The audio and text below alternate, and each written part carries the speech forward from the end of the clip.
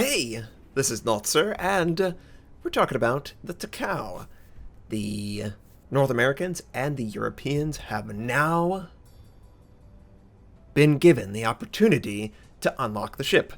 And I'm going to talk about what you're about to get yourself into and discuss the European/North American requirements for the ship. So, what is the Takao? It is basically the Atago. It is blue and light, white-ish. It's a light blue and white. It looks pretty cool, honestly. But it's basically the Atago. It's a tier 8. It has everything that you would expect. It's really great. It's a great reward ship. And the mission is difficult. For North America, you need to earn 100,000 base XP. Not doubled, not extra, base XP. But you can do it from tier 6 to tier 10. That's pretty cool. You could theoretically just play tier 6 and get your hands on a tier 8 ship. You can't say that's always the case, but this is the one exception, I would say, that Wargaming is allowing you to get such a nice reward. But speaking of rewards, Europeans, let's talk about this for a second. You are going to be asked to win, not compete in, not participate, win 50 games at tier 9 or tier 10. You can't do this in co-op. It has to be random, team, or ranked. Not that they would ever do 9 or 10. I don't see them doing that. So what the hell is wrong with Wargaming EU? Why did they make it so hard? It's not like it's a brand new ship. Nothing like it has existed. Probably 90% of the people participating in this event will already have the Atago, or a very high percentage. It's a very old ship. It's a very solid ship. Why is it so difficult, Wargaming EU? Why did you make it tier 9? If you made it tier 8, I think it would be acceptable. Honestly, at tier 8, 9, and 10, it might be less time invested than the 100,000 base XP. But you had to go tier 9, didn't you? You just had to make it extremely stressful for anyone playing in the European server at tiers 9 and 10. I can only imagine all the streamers, all the YouTubers, anyone on the European server trying to earn this ship. And I feel so sorry for you. I feel guilty. Like my guys knew what they were doing, I think. Again, it would be one thing if it was a brand new ship, design that you've never seen before, and it was a full premium to have to do that much effort, go through that much stress. But it's not. It's not appropriate for the reward, Europe. Sorry. It is a great ship, don't get me wrong.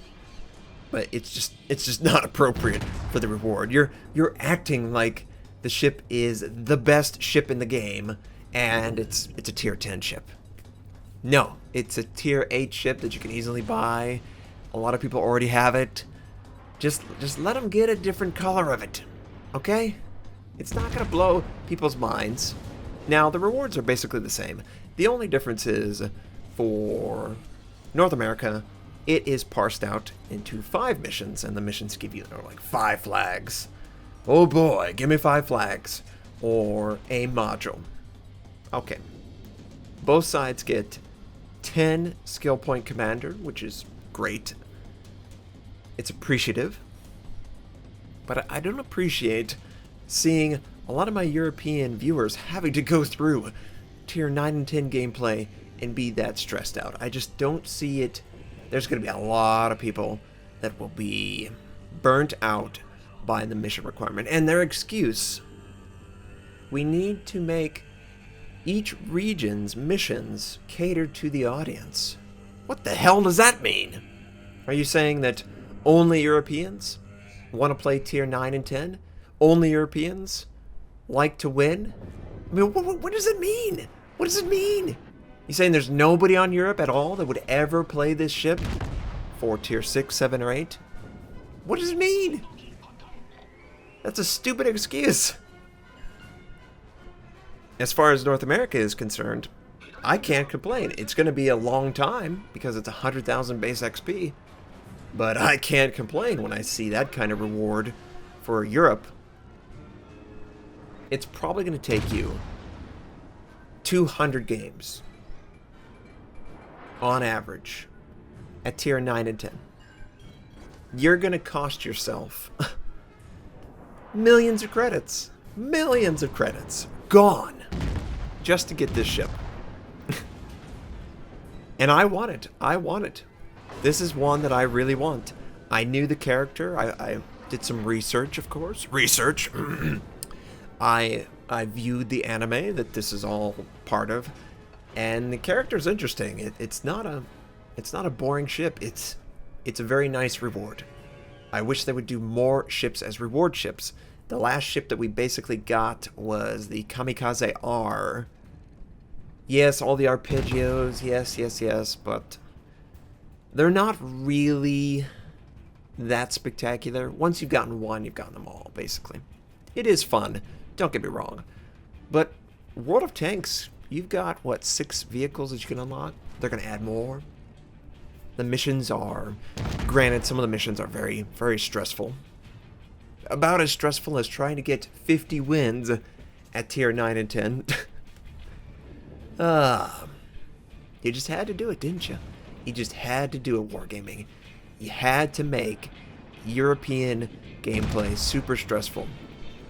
I'm going to be doing this. I will try to mimic the European in the stream. I'm right there with you. I'm helping you along the way. I'm giving you hope. I'm also running into islands as I'm trying to avoid taking damage from the enemy.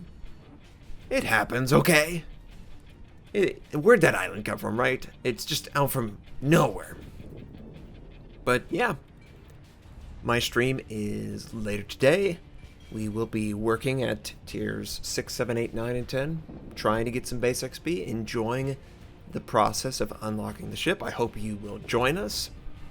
This was a game where the western flank was pushing very hard. All I wanted to do is stay near my max range.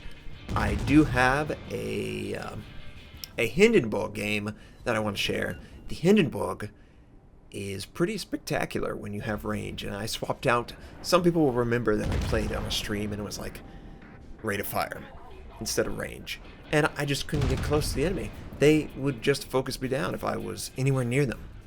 Well, not so when you can have 20 kilometers on your shot. It's much easier to do damage and to avoid taking damage at that range. But yeah, Operation Takao. It should be enjoyable for some. It's going to be stressful for a lot. The reward is spectacular. It will be worth it if you can stick it out. I don't blame you to say, you know what, screw that. I don't know if they will ever have arpeggio ships available. Correct me if I'm wrong. Can you get an arpeggio in a random crate? I'm not 100% on that. I don't know. It would be nice if you could, because I know some people were like, I missed out on an early Congo or something else like that. Do you ever think they will be available for us to purchase, or what? I don't know. I don't know. I don't know how much the people who are responsible for the Arpeggio series are getting. Wargaming, I don't know anything about that. I don't know anything about that. I'm just the messenger. Please don't shoot me. Please don't get angry at me because it's 90 wins. I'm right there with you, Europeans. I think it's ridiculous. Absolutely ridiculous. If you do 50 wins, if you're able to do it in 50 games, like you'd ever do that, you would basically be able to get your 100,000 XP if you averaged 2,000 per game. That's not bad. That's not bad at all, right? Yeah. That's pretty good. So, it's not going to be 50 games. It's going to be twice, 3 times, 4 times the requirement in order to succeed. I'm really I really am sorry I have to tell you this, but that's just... Can you imagine? Europeans, you know better than me what it's like at high tier. Just imagine that. And then imagine the hostility amped up to a 10 or an 11. Just be careful.